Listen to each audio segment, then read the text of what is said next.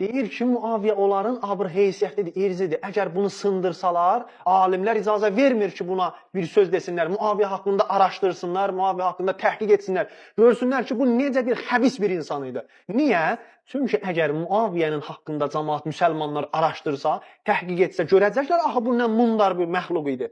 Görsələr ki, bu belə bir insandır, yavaş-yavaş qapılar açılacaq digər səhabələr ki, münafiq idilər. Digər səhabələr ki, nə oyunlardan çıxmışdı, qapılar onlara açılacaq. Bilirsiniz, bu qapılar açılandan sonra nə olacaq, nə baş verəcək?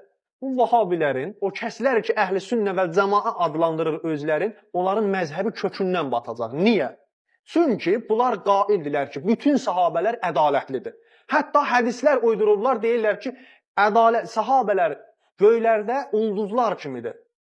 Hər kəs onlara iqtida eləsə, hidayət olacaq. Hər kəs onlardan yapışsa, hidayət olacaq. Baxın, belə cəhl olunmuş bir fəzilətlər onlara toxuyublar.